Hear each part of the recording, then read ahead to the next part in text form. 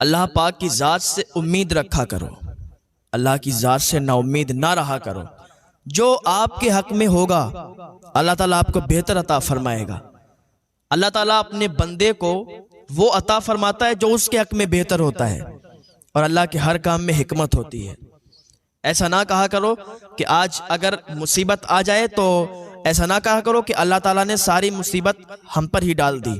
ہو سکتا ہے کہ آپ کی آزمائش ہو رہی ہو سکتا ہے کہ آپ نیک عمل بھی کر رہے ہیں، نمازیں بھی پڑھ رہے ہیں، روزے بھی رکھ رہے ہیں، سارے ہی نیک کام کر رہے ہیں، اور پھر بھی آپ اگر مصیبت زدہ ہیں، پھر بھی اگر آپ پریشان ہیں، تو ایسا نہ کریں کہ اللہ تعالیٰ نے ساری مصیبت ہم پر ڈال دی، ہم تو نمازیں بھی پڑھتے ہیں، روزے بھی رکھتے ہیں۔ نہیں، ہو سکتا ہے آپ کی آزمائش ہو، اللہ تعالیٰ آپ کو آزماتا ہو، آپ کو آزما رہا ہو، آپ کی آزمائش چل رہی ہو۔ اللہ تعالیٰ مال کے ذریعے سے بھی آزماتا ہے، اولاد کے ذریعے سے بھی آزماتا ہے۔ آزمائش کی بات یاد آئی تو آپ دیکھ لیں، حضرت اسماعیل علیہ السلام کے والد حضرت ابراہیم علیہ السلام پر آزمائش آئی تھی کہ نہیں آئی تھی؟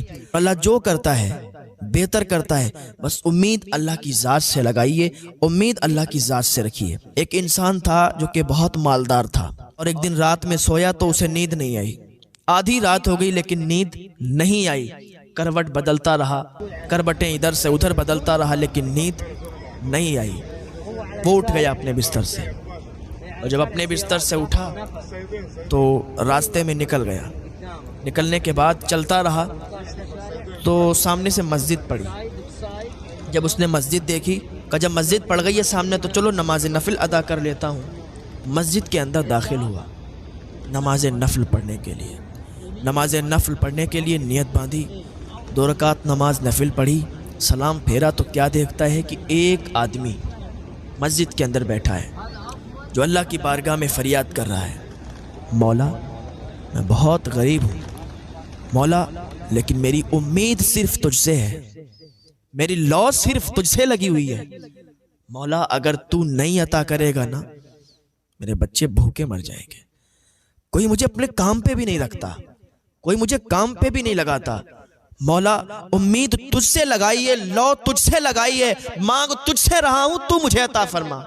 میں نے کھانا نہیں کھایا، میرے بچوں نے کھانا نہیں کھایا ہے، میرے بچے بھی بھوکے ہیں، میں بھی بھوکا ہوں، بھوک میں تڑپ رہے ہیں، مولا تو ہی امداد کر دے، تو ہی میری مدد فرما۔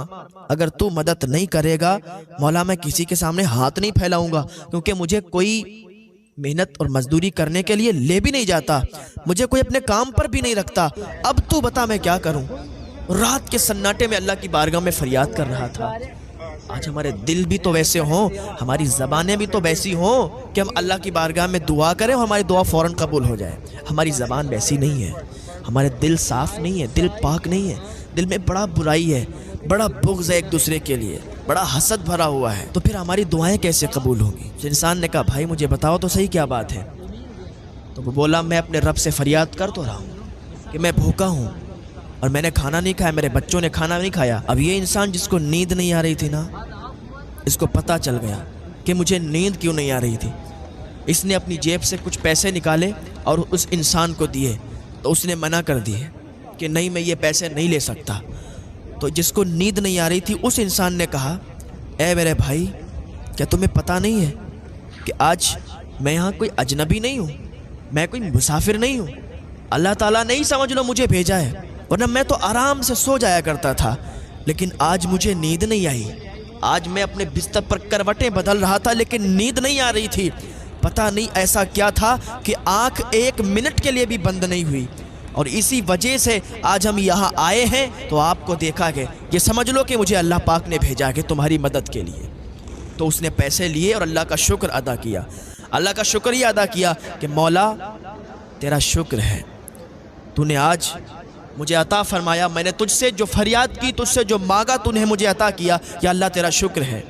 اللہ کا شکر ادا کرتے رہا کریں، کھانا کھائیں تب بھی اللہ کا شکر ادا کریں، کہیں جائیں تب بھی اللہ کا شکر ادا کریں، جو بھی نیک کام کریں نا اللہ کا شکر ادا کریں۔ اس نے کہا اللہ تیرا شکر ہے تو نے مجھے عطا کیا۔ اس نے اپنی جیب سے ایک کارڈ نکالا، جس کو نیند نہیں آ رہی تھی، اس نے اپنی جیب سے ایک کارڈ نکالا، وزٹنگ کارڈ اس کو دیا، کہا یہ میرا کارڈ ہے، جب بھی آپ کو کوئی ضرورت ہو تو آپ میرے آفس آ جانا، آپ کی ضرورت میں انشاءاللہ پوری کر دوں گا۔